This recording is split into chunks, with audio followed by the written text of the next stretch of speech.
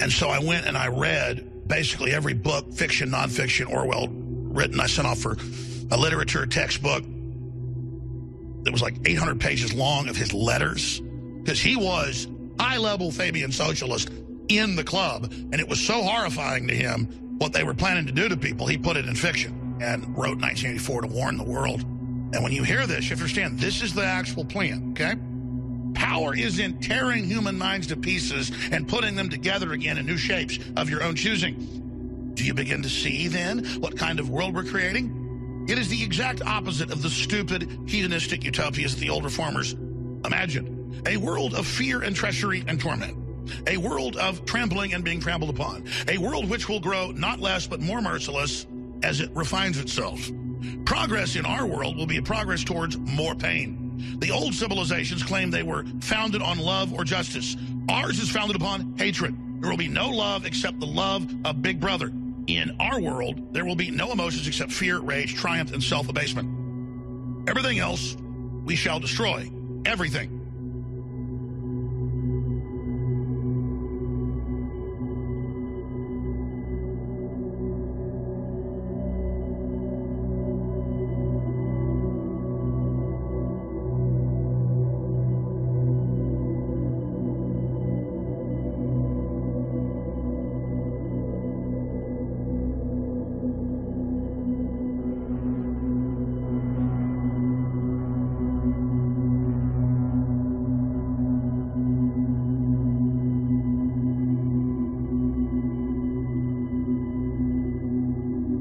Conspiracy theorists like Alex Jones and David Icke often reference Orwell's and Huxley's novels as being an accurate depiction of the elite's endgame, creating a narrative regarding the future unfolding of events that, unfortunately, the majority of prophetically minded Christians have incorporated into their interpretations of the prophecies contained in the books of Daniel and Revelation.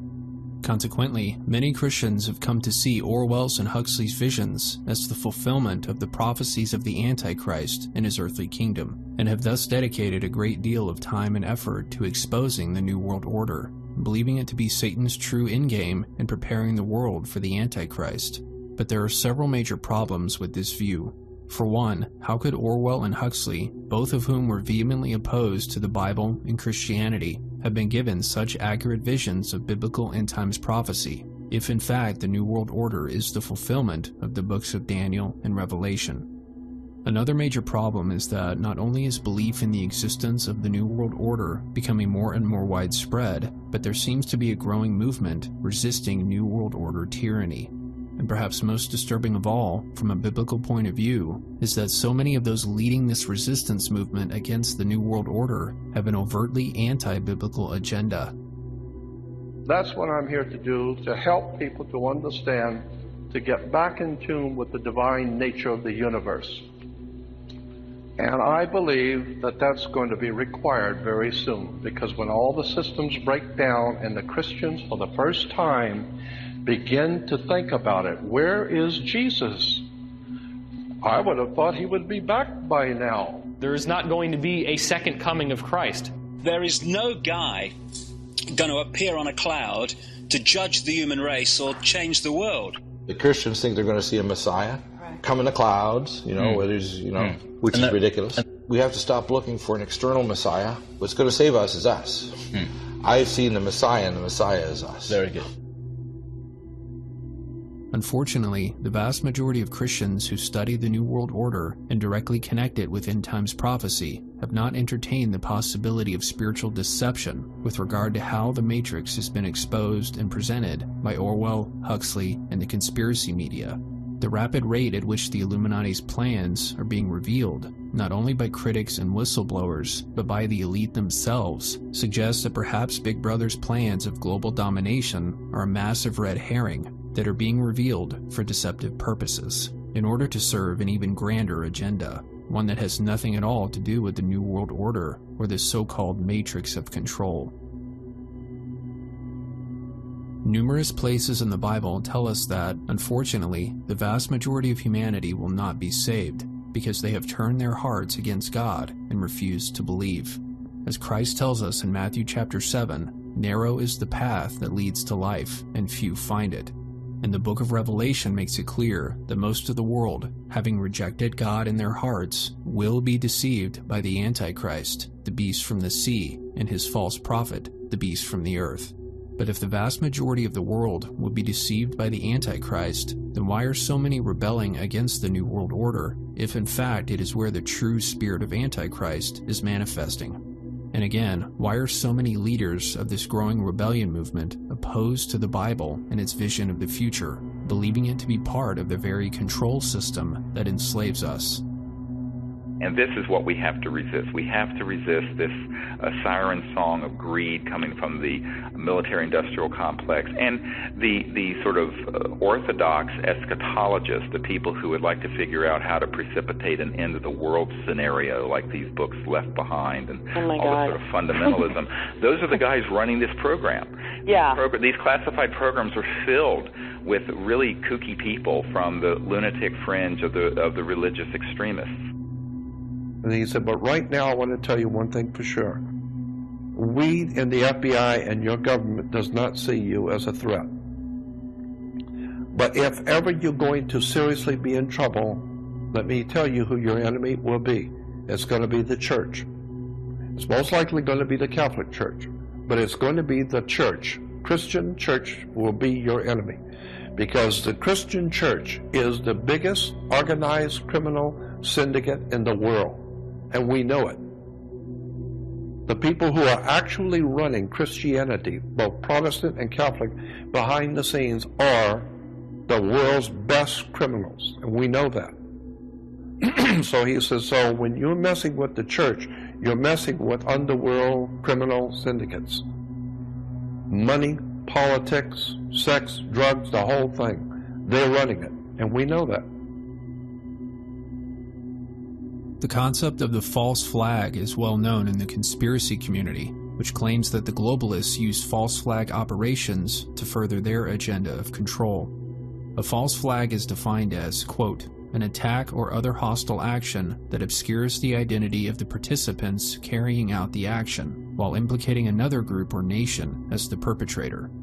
The greatest example of this is 9/11. Conspiracy theorists believe that the American government attacked its own country and falsely blamed it on Muslim extremists to justify a phony war in the Middle East and increase government control.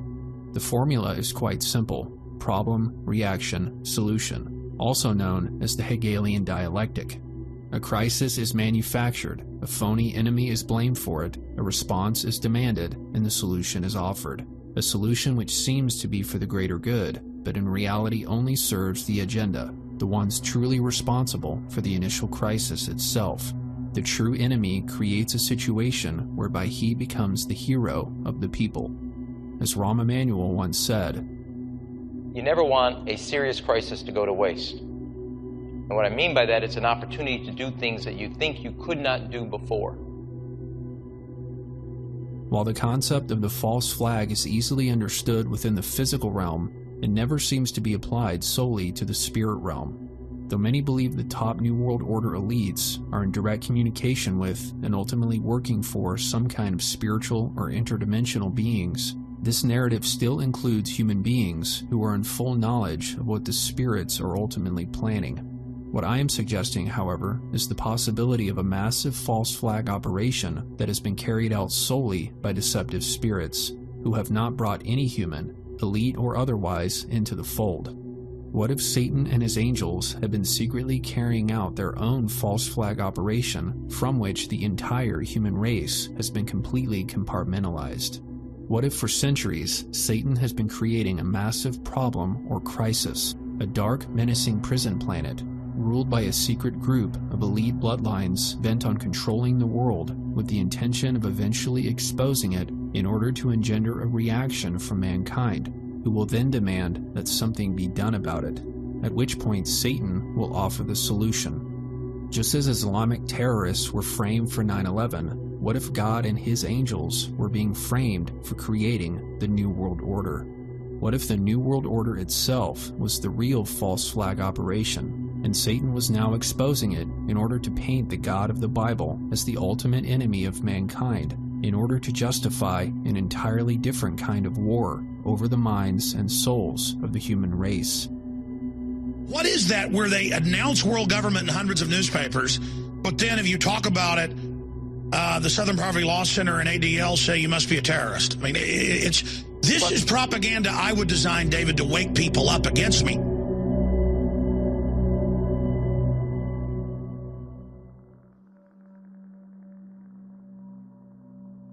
A passage in 2 Thessalonians gives us a perfect picture of the sort of mindset that will encompass the world once the Antichrist has finally been revealed. 2 Thessalonians 2:9-12 reads, "The coming of the lawless one is according to the working of Satan, with all power, signs, and lying wonders, and with all unrighteous deception among those who perish, because they did not receive the love of the truth, that they might be saved. And for this reason God will send them strong delusion, that they should believe the lie, that they all may be condemned who did not believe the truth, but had pleasure in unrighteousness." This passage clearly tells us that once the Antichrist arrives, mankind will be deluded by a lie. And when we understand the biblical story as a whole, it becomes quite clear just what this lie is. According to the book of Genesis, the fall of man came as a result of believing the lie, "Ye shall be as gods," spoken by that serpent of old, Satan, who deceives the whole world. From the very beginning of human history, Satan's goal has been to convince man that he is God.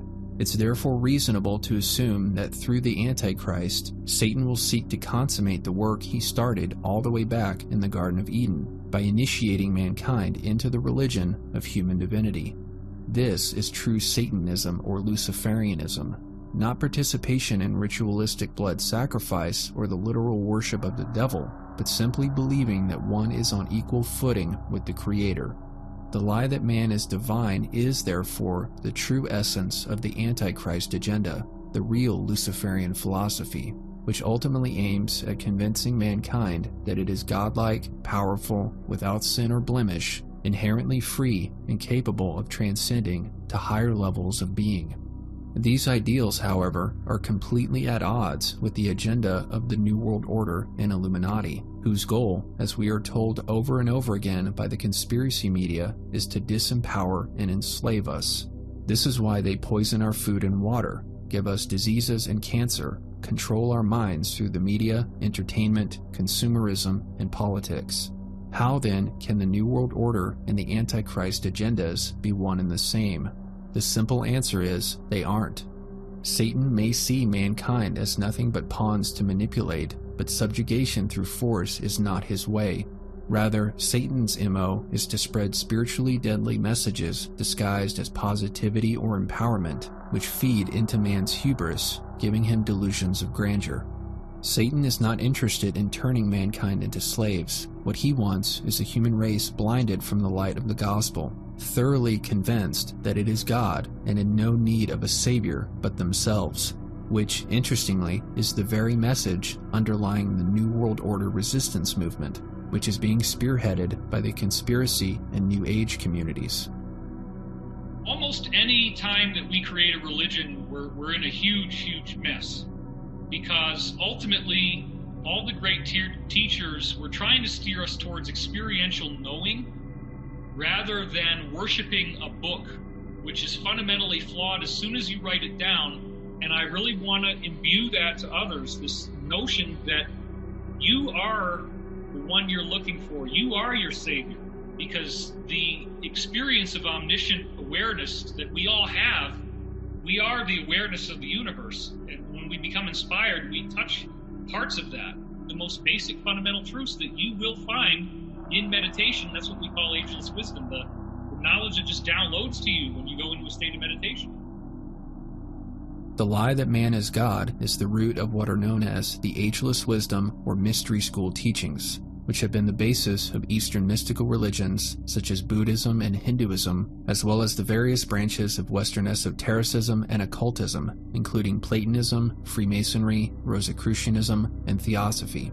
In recent decades, these teachings have been disseminated on an unprecedented scale through the New Age movement. Though many Christian prophecy researchers have portrayed the New Age as part of the larger New World Order agenda, the evidence simply does not support this notion. Believing themselves to be workers of light, New Agers abhor the so-called works of darkness, and from their perspective, there is nothing darker or more sinister than the New World Order agenda and its Illuminati architects. Interestingly, the subject of the Illuminati and their global conspiracy is a frequent topic of messages communicated by spirits through channeling, a process popular within the New Age whereby a person opens themselves up to become a direct conduit of one or more spiritual entities who speak through the person telepathically, communicating whatever messages or spiritual teachings the entities wish to convey. Those who participate in these spiritual collaborations are easy targets for deception, which is why this practice is explicitly condemned in the Bible. Masquerading as benevolent spirits or extraterrestrials, satanic entities quite frequently speak of the Illuminati and their dark plans in an apparent attempt to warn humanity of their global conspiracy. It doesn't matter who you speak to. It doesn't matter even speaking to lovely intuitive sources in the other world. I can say without exception, all of them have said, even if they don't choose to go into it, yes, there are forces that are interfering with the people of your planet. And that goes without exception.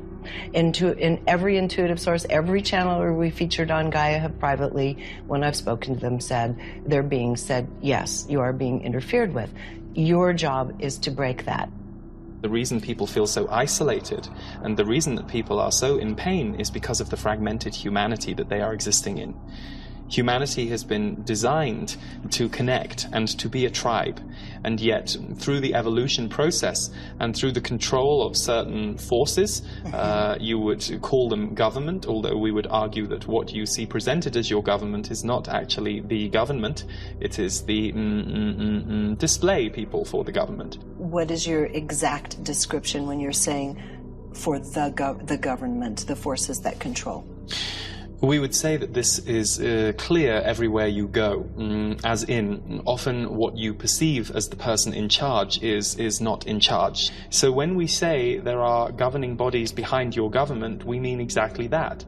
There are people who have a certain amount of control regarding the resources and the freedoms on this planet, and some of those people, not all, but some of those people have very dark agendas.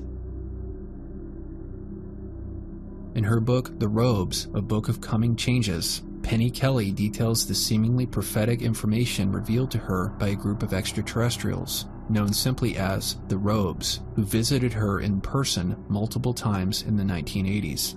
These beings imparted not only New Age wisdom about the coming expansion of consciousness on planet Earth, but also how in the coming decades, the world would begin moving in a very dark direction at the hands of a few very powerful and corrupt families. Penny was an unemployed mother with 4 children on welfare, had a Kundalini awakening that just blasted her open, and all of a sudden, these little men in brown robes started appearing to her in her kitchen, her bedroom, her living room, and started showing her glimpses of the future. I saw the 12 or 13 families who were members of the cabal, and they never called it the cabal. They always called it the families. That was their term, 12 or 13 families. I saw that it was mostly a business arrangement, and that there were some awful things that were happening. I might cry if I have to talk about them. They were so terrible. And what they pointed out was that the families, the cabal families, would become a huge obstacle to change. They would distract people with music, with entertainment, with food, with poor food especially, with all sorts of meaningless drivel, and people would go for that, and they would not focus on the reason they were here, which was to develop their consciousness. For years, New World Order researchers have agreed that the highest echelon of the Illuminati consists of 13 specific families, each with their own special bloodlines. Through the work of researchers like Fritz Springmeier, the Christian prophecy community has largely embraced this revelation about the Illuminati families. believing it to be the blueprint for Satan's true endgame. However, the messages Penny Kelly received from these entities called the Robes nearly 40 years ago, as well as many other channeled messages received from supposedly benevolent spirits and ETs assisting in the elevation of humanity's consciousness, raised the disturbing possibility that the Illuminati's exposure is not the work of God, but of Satan. That the Illuminati are so frequently exposed by satanic spirits themselves should raise a serious red flag regarding the legitimacy of the New World Order as Satan's true endgame. For why would Satan directly reveal his ultimate plans to so many of those he clearly intends to deceive? What this and similar ET and spiritual encounters suggest is that, for some reason, in addition to humanity's indoctrination into the New Age worldview, Satan also finds it of the utmost importance that mankind learn of the Illuminati and their dark agenda against the human race, which again suggests the likelihood that the New World Order itself is a massive false flag. We're talking about a worldwide fraternal organization that is powerful enough, old enough, and wise enough to operate behind all governments in the world, behind fraternal institutions, monetary systems in the world, and yes, they are in fact connected. Mrs. Blavatsky, she's... Helena Petrovna Blavatsky? Right. Yes, I have all of her works. You have? Yes. Well, that's why... Yes. I think her best work was Isis Unveiled, Part 2, which is theology. Right. Science. And that was an exceptional work. I think that Helena Petrovna Blavatsky, the Russian mystic, was a very wise and perceptive lady, and she had some very profound knowledge.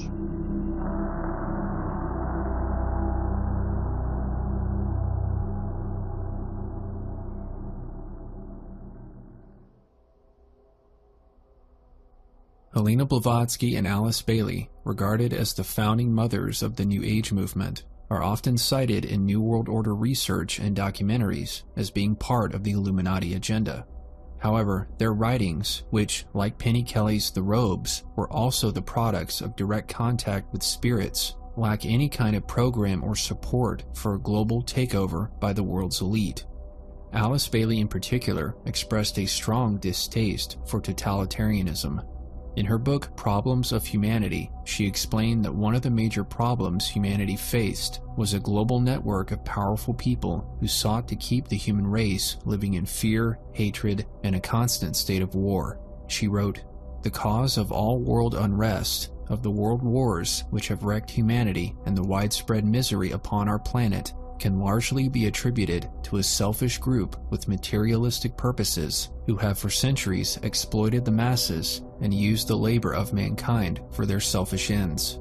The responsibility for the widespread misery to be found today in every country in the world lies predominantly at the door of certain major interrelated groups of businessmen, bankers, executives of international cartels, monopolies, trusts and organizations, and directors of huge corporations who work for corporate or personal gain. Exploitation of manpower, the manipulation of the major planetary resources, and the promotion of war for private or business profit are characteristic of their methods. They form an international group, closely related, working in complete unity of idea and intention, and knowing and understanding each other. They have worked together before and through the entire period of the Second World War through interlocking directorates, under false names, and through deceptive organizations. They have stood behind governments and politicians. They have controlled the electorate. They have financed the world businesses and controlled oil, coal, power, light, and transportation. They control publicly or sub rosa, i.e. in secret, the world's banking accounts. They are again organized and renewing their methods. Their goals remain unchanged. Their international relationships remain unbroken. They constitute the greatest menace mankind faces today. They control politics. They buy prominent men in every nation. They ensure silence through threat, cash, and fear. They amass wealth and buy a spurious popularity through philanthropic enterprise. Their families live soft and easy lives and seldom know the meaning of God-ordained work. Although the Christian prophecy community typically believes Bailey was an integral part of the New World Order, her own words paint a very different picture. As we have just seen, Alice Bailey herself, High Priestess of the New Age, believed that most of the world's problems could be traced to a shadowy group of master puppeteers conspiring behind the scenes, creating the kind of world that suited their own greedy interests, a network of elites who perfectly fit the description of the Illuminati. Thus, Alice Bailey was not aligned with the Illuminati, as many have assumed, but rather was working in direct opposition to them. She believed herself to be a worker of light, fulfilling the plan of the Ascended Masters or Great White Brotherhood. To this end, Bailey warned the world of the Illuminati, who were aligned with the Dark Brotherhood, and of their evil plans for global domination. Therefore, in addition to being the mother of the New Age movement, Alice Bailey may also rightly be viewed as the mother of conspiracy theory, which is a direct offshoot of the New Age movement. The 1960s encapsulated the spirit of Alice Bailey's teachings and demonstrated the intimate connection between the New Age and conspiracy theory, both of which came into public view in the 60s. It was no accident that the anti-government culture of the 60s was dominated by New Age youth movements, and that the decade of the hippies was the same decade that saw the first usage of the term conspiracy theory, used in reference to alternative views of the Kennedy assassination. The anti-elitist conspiratorial attitude of the Aquarian flower children was perhaps best epitomized by Beatles member John Lennon, whose diatribe against the elite and calls for world peace are still famous among today's New Age conspiracy community. I think all our society is run by insane people for insane objectives, and we're being run by maniacs for maniacal ends, you know. If anybody can put on paper what our government and the American government, etc., and the Russian, Chinese, what they are actually trying to do, you know, and what they think they're doing, I'd be very pleased to know what they think they're doing. I think they're all insane, you know, but I'm liable to be put away as insane for expressing that. You know, that's what's insane about it.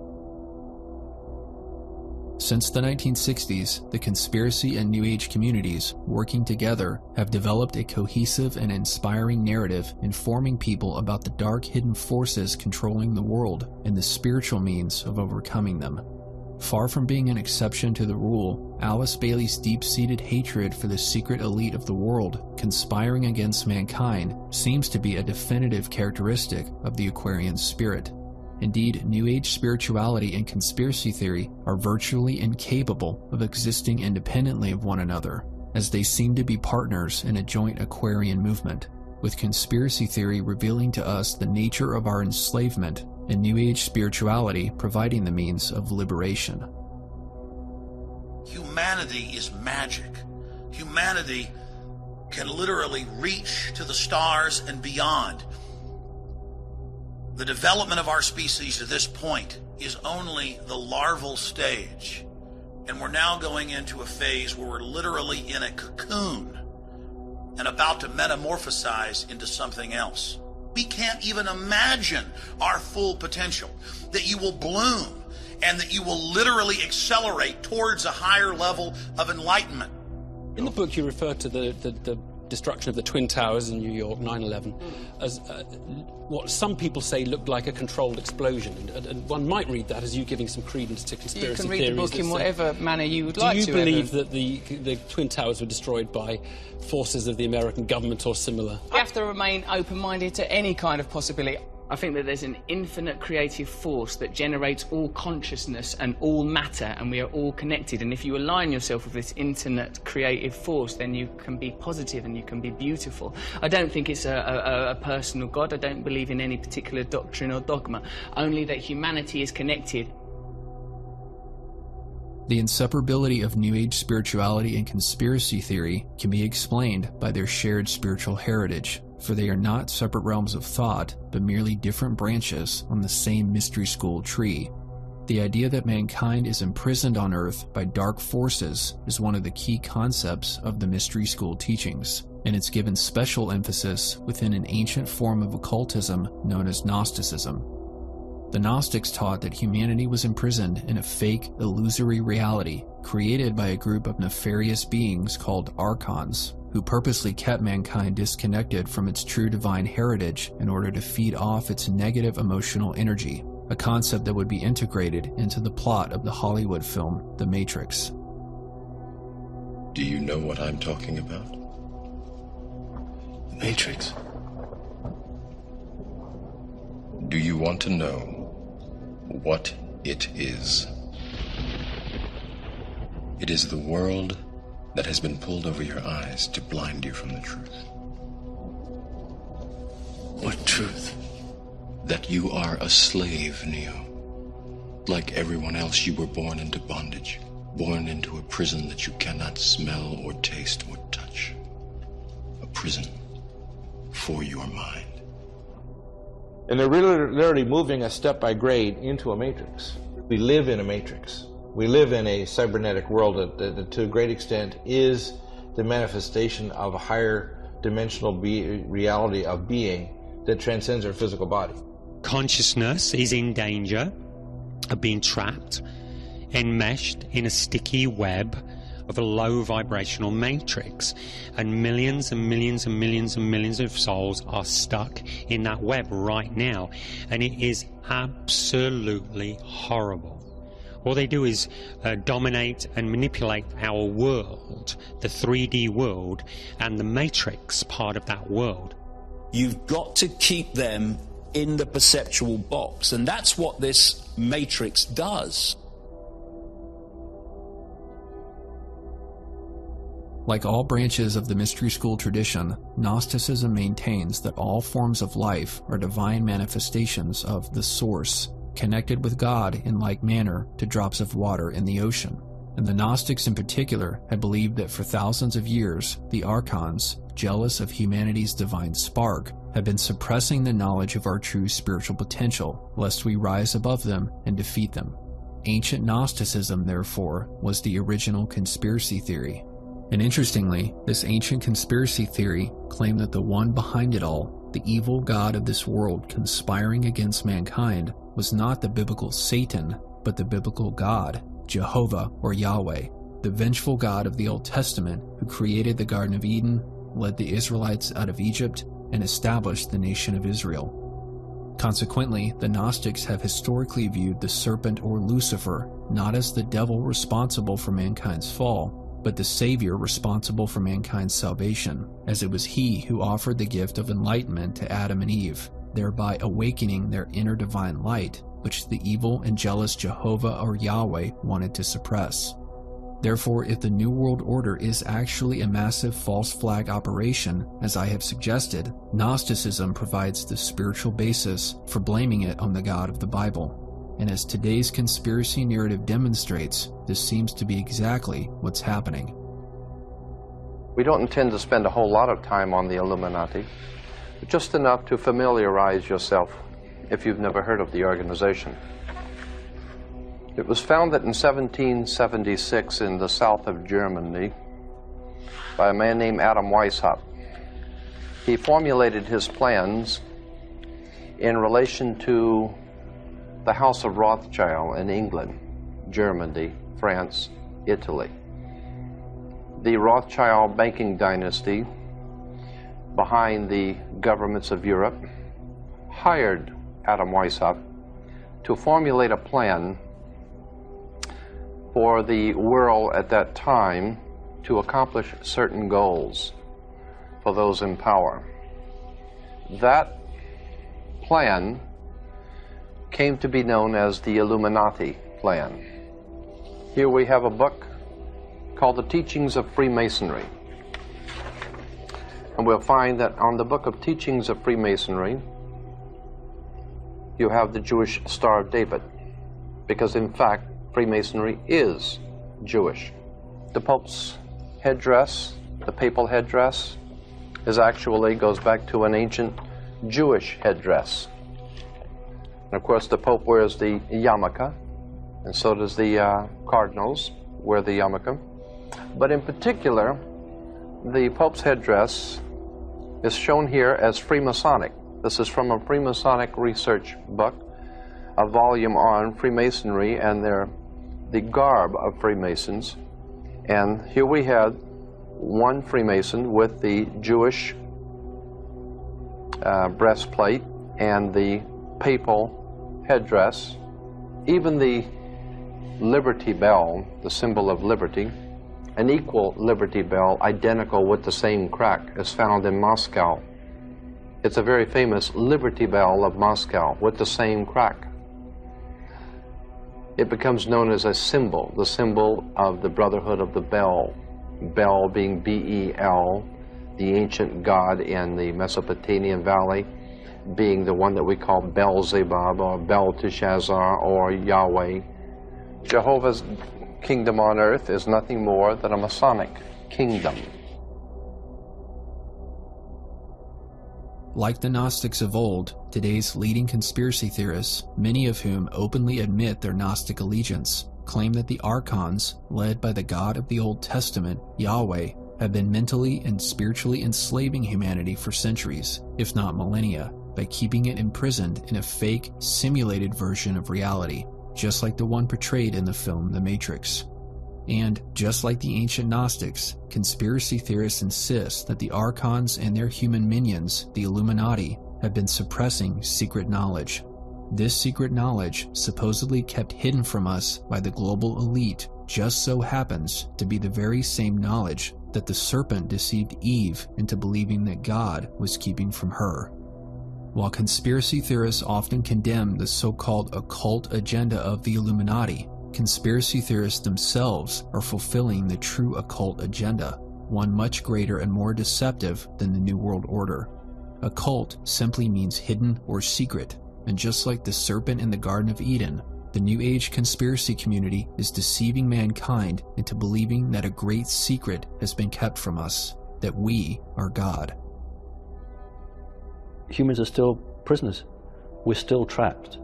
So this whole battle that's been fought above the earth and on the earth and under the earth and energetically through the minds of people are literally to break enslavement, because humans are enslaved. But the system has been going so long and is so clever that the vast majority of people don't understand what they are and how they're being trapped and how they're being tricked and how they're being lied to. People really don't know what kind of a being they are.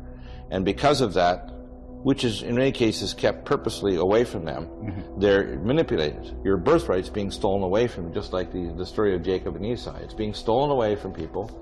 And the problem is it's being stolen away primarily to tell them things that they are not. We are actually if you want to call it the incarnation of the I Am that said, let there be light in the universe, as human beings in this world. And there's other beings of other types that are across the cosmos that are incarnations of the same I Am. This is the great secret. And the great evil of the New World Order engineers is that they fully understand this primal rule. And they have made the greedy, selfish decision to keep these great truths from humanity that would fulfill and empower our species. They are afraid of you finding your true potential and power, because when you become enlightened and awakened and expand your horizons, you threaten their monopoly of power and control. The biggest secret that the people must not realize, it's not this data about the technology or the visitors or the existence of the visitors. It's our own power. This is the biggest secret. It's our own power, exactly. It's our own power that we must not realize, because the greater secret is who we are, what we can do, what we can be, and they've got to keep us in our box, otherwise their game is over. They don't want us to know about our co-creative conscious abilities, because they use those as a tool against us. So if by us liberating our consciousness, we are taking away a tool that negative forces use to enslave us. We come into contact with a body of information that has been kept secret for thousands and thousands of years. And the reason why is that with this information comes the potential for what is called apotheosis. Apotheosis means human becomes God, because they believe themselves to be gods where no one else is. And so what happens is they do not want us to know this, because if we knew that the pyramid could bring us to a godlike state, then we would start building them and we'd start using them, and they don't want us to have the technology. So they flaunt it right in front of you. They put it on the dollar bill. We now have a clear picture of the larger agenda which the grand false flag operation known as the New World Order is meant to serve. The New World Order itself is the problem which Satan created and is now exposing in order to force a reaction from humanity, who will then demand that something be done about it. The revelation or disclosure of the great secret, the satanic lie that man is God, the great secret that has been hidden from us by the Illuminati and their Archon masters. By manufacturing a massive conspiracy to keep the knowledge that man is God's secret, Satan has not only made his lie seem attractive, but true. As it is often said, the cover-up is worse than the crime. People, typically those in power, cover up what they don't want the public to know. And the only reason there is a cover-up is because there is something to hide. Satan has brilliantly applied this concept, what might be called the cover-up effect, to the lie that man is God. For nothing will convince humanity more that it truly is God than the shocking revelation that a global conspiracy has been suppressing this knowledge for centuries. For why would so many powerful people over the course of so many generations go to such great lengths to suppress something that wasn't true? Once the great secret of man's divinity has finally been revealed, mankind will then be able to awaken to the truth and escape the global prison created by the Archons. Therefore, the true satanic agenda preparing the world for the arrival of the biblical Antichrist is not a global prison, but a global prison break. It is not the Matrix, but the escape from the Matrix.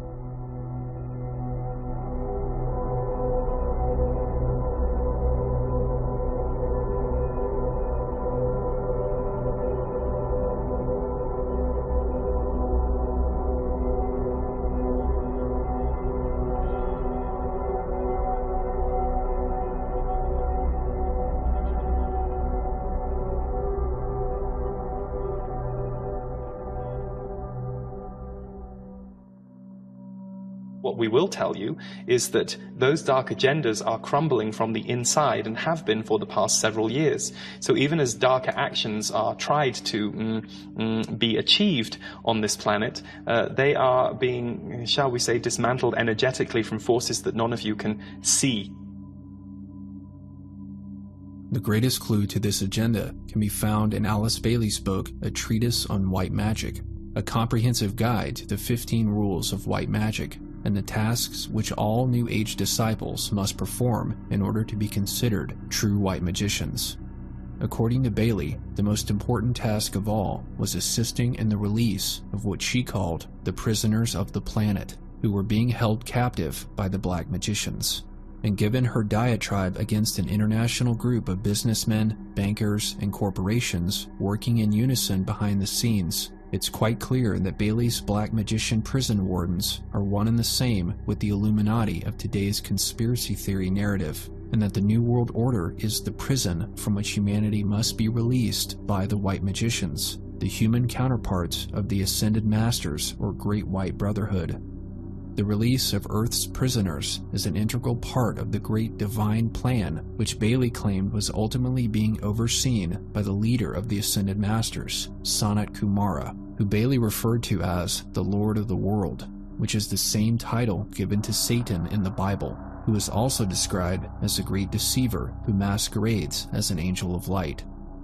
The fulfillment of the divine plan through the release of Earth's prisoners is precisely the purpose which Alex Jones, David Icke, Jordan Maxwell, David Wilcock, and the rest of the New Age conspiracy community is serving. As illumined white magicians, they are leading a Gnostic rebellion against the black magicians controlling the planet, telling us that in order to rise above the dark forces, we must collectively raise our consciousness.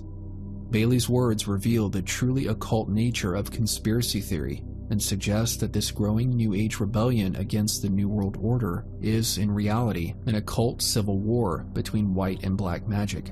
And by exposing the black magic elites and spreading the lie that man is God, the white magicians are carrying out Bailey's instructions, affecting the release of the planet's prisoners from the Matrix, and paving the way for humanity's spiritual ascension. George Humphrey, my friend, has written the new book that just came out, available at Amazon.com, Life, Love, Joy, A Story of Humans' Origins, the Polarity of Present Choices, and Our Unrealized Potential.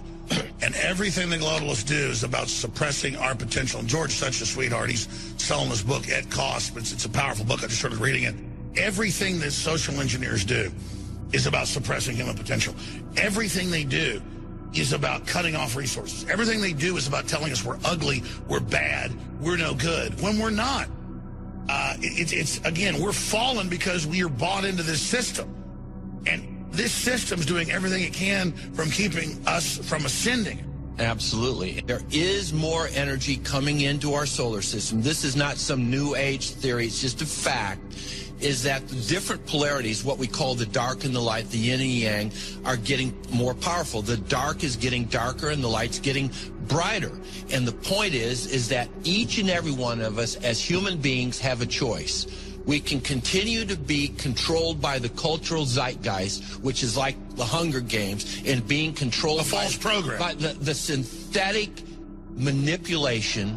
You, perhaps myself, many of the people listening, we've broken out of what's called the cultural zeitgeist, the synthetic matrix, and we are more connected with our morphogenic field and connected with the universal, which is universal law, natural law, and what we've really broken out of the control paradigm. Yes, and we are able, if we continue to keep going, to I don't want to get too esoteric here, but to activate the energy systems within our body, which are called chakras, and to become clearer and more aware and more full of light and more self-powerful. We have the DNA to become just incredible beings of multidimensional consciousness, to bring love and consciousness and do the right thing. The Pentagon says we must stop independent, self-empowered individuals. The threat, they said, was independently conscious individuals outside of the controls grid. Of course it is. They actually admit they're scared of that. Of course it is, because it's all about power.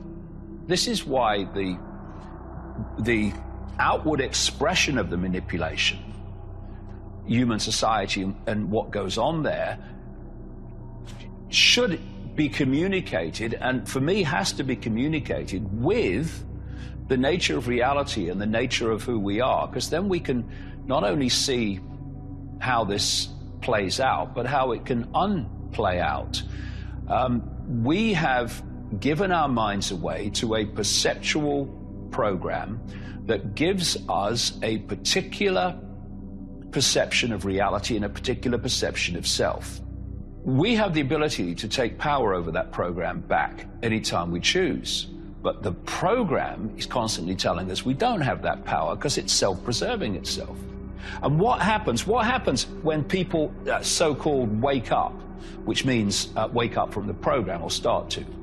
I am little me becomes I am infinite me, and therefore the amount of possibility and probability that we are interacting with massively expands. Yes. So what you manifest in the feedback loop of perception becomes experience reality dramatically changes. When you expand your awareness beyond the program, beyond the postage stamp as I call it, you're now tapping into levels of reality that are beyond the program. Who is the I? Are you little me I, in which case you will live a little me life? Or are you infinite me I, in which case your life will be dramatically different? Because possibility is only what we believe it to be. Change your perception, change your life. Because your life is your perception. We take our perception back, we take our lives back. That is what people need to understand loud and clear. They do have that power. They need to understand how to identify the actual I, not the little me, but the real true self. And so they can start aligning with that and break free of this matrix. In order to escape the matrix, humanity must first believe it is living in a matrix. This is the purpose of the matrix disclosure, to convince mankind of 3 beliefs. First, that the New World Order or control matrix is real. Second, that our reality is an illusion or dream from which we must awaken, a view which is increasingly being embraced by mainstream scientists, philosophers, and technological innovators. And thirdly, that each of us is an eternal being, an individual expression of the universal God consciousness. Once mankind accepts these 3 beliefs, it will awaken from the dream world or the great illusion, destroy the matrix, overthrow its architects, and usher in a false golden age on the earth, fulfilling Paul's words, "For when they say peace and safety, then sudden destruction comes upon them, as labor pains upon a pregnant woman, and they shall not escape." This false age of peace and safety will be predicated on the false belief that evil and darkness have finally been defeated, and that the great secret of man's true godlike potential has finally been revealed. The stage will then be set for the arrival of the biblical Antichrist, who will present himself not as a political leader thirsty for power, but as a spiritual teacher eager to serve mankind and lead it into a more peaceful, democratic, and enlightened future, free from all the evil, corruption, and darkness of the old world. He will not be the tyrannical head of the New World Order, but mankind's savior from it, like Neo in The Matrix or Luke Skywalker in the original Star Wars trilogy, a concept which perfectly coincides with the Gnostic belief in the serpent being man's liberator from the Garden of Eden, the original Matrix.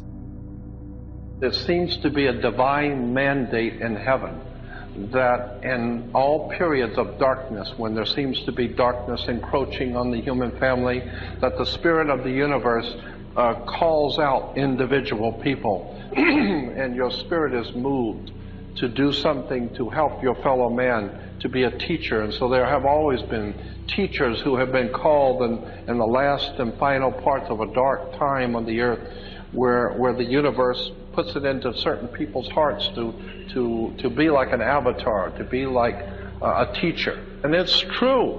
Every time the world is heading into darkness, it seems like God or the divine presence in the universe moves certain people in their heart to stand up against the darkness and help their fellow man, like the scripture says, just carry even one candle will light a darkened world. So I believe that there is something to this idea that God raises up individuals to enlighten his fellow man in dark periods of history. It is now time for the greatest false flag operation in history to enter its final stages. Satan has spent centuries creating the problem, the New World Order, and it's now time to expose it, force a reaction, offer the solution, and falsely blame it all on the God of the Bible, who, through religions like Christianity, has sought to control mankind by indoctrinating it with a depraved, sinful view of itself. As a result of this propaganda, true believers in Christ will be seen as being part of the dark globalist agenda. For believing that they are saved by the blood of Christ, believers are increasingly being perceived as satanic, brainwashed by the same religion of blood sacrifice practiced by the Illuminati. This narrative will provide the perfect justification for the persecution of Christians, which the Bible tells us will reach its peak in the last days. Through the Matrix disclosure, Satan is reenacting his initial encounter with Eve on a massive worldwide scale, deceiving all of mankind into thinking that a great secret has been kept from us, and that we must eat the apple or take the red pill in order to realize the truth, that we are all God, and that Yahweh or Jehovah is the real devil or Satan, mankind's true adversary, who, ever since the Garden of Eden, has been trying to keep us enslaved in a false reality in order to keep us from realizing who we truly are. Now I'm going to get into the great tree of knowledge and the wisdom that has been denied us by someone who does not want us to have this knowledge. About 3,600 years ago, the earth was invaded by something called the archons. And what these archons are is they do not possess the divine essence that we possess. And they're really jealous of us for that. And so they're creating a world, this is what the Nag Hammadi says, a simulated world all around us. It's all simulated. And the point of the archons, according to Nag Hammadi, is to make you think that their reality is the reality, not the real reality. Let's look at what the Gnostic writings from 2,000 years ago say about these archons, that they are able to create something that they call HAL, H-A-L, which translates as, wait for it, virtual realities. There is an energy on this planet called the archons, it's called the black goo, whatever you want to call it. Once you understand what is going on here, you can free yourself of the archons. And I believe the archons are here. And I believe they're everywhere. And I think they are a virus. I think they get inside of us. And they make us think that the fake world is real. That's the archons. They don't want us to find out what's going on. The Gnostics believed that there was a false god. And this false god was trying to convince us that we were nothing. They talk about the demiurge being a fake god that created the physical material reality that we perceive, and they relate this to the Judeo-Christian Yahweh Jehovah God. They also relate it in effect to what people call Satan or the devil as well. Being the one that we call Beelzebub or Belteshazzar or Yahweh. So I suspect that's who told us we can't have the fruit of the tree of knowledge. This is what they don't want you to know, because that means you're part of God. You're part of the creative essence, okay? And these archons don't want you to know this. You are the voice in this plane of existence of the Creator God. The spirit in you is not a separate spirit. It is the I Am. We as human beings represent the highest vibration of potential vibration of universal consciousness. God is experiencing consciousness through all of us, and we are it. We are God. We are all powerful. We are consciousness. We are awareness. We are a point of attention within the great infinite forever. And that's what the conspiracy wants us to forget, that we are the ocean. They want us to think we're just the droplet, the little me. That's why the only way this world is going to change, this reality is going to change, is when there is a consciousness shift, an expansion of consciousness beyond time and space, beyond the bounds of time and space. And there is the gateway to that this system wants to shut.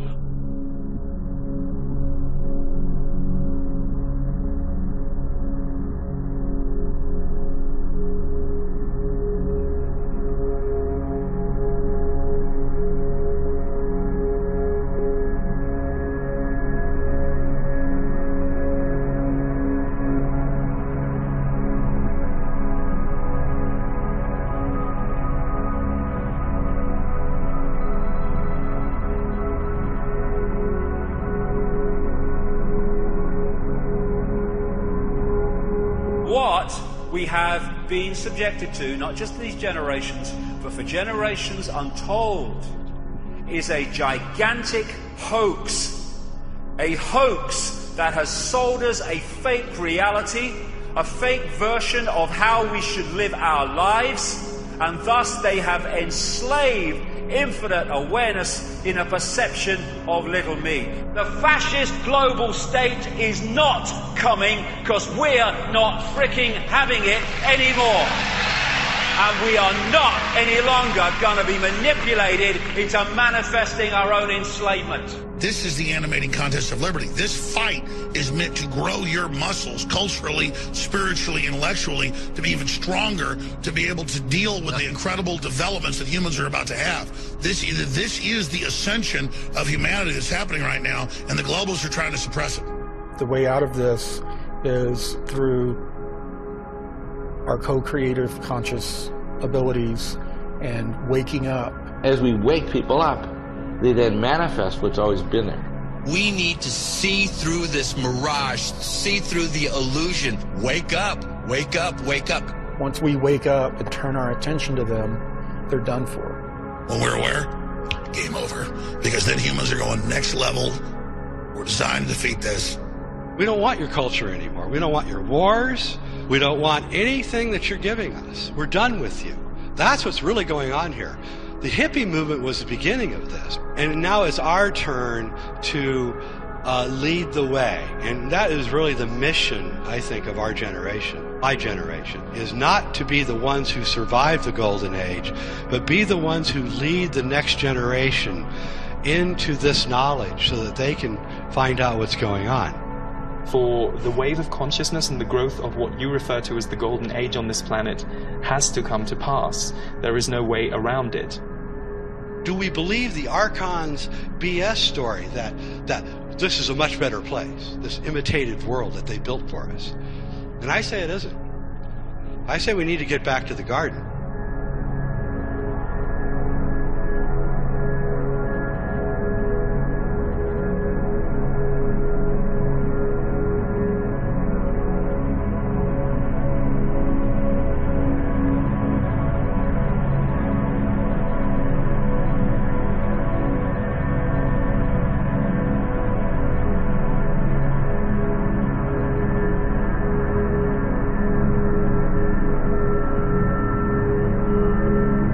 Age has begun. An age of freedom.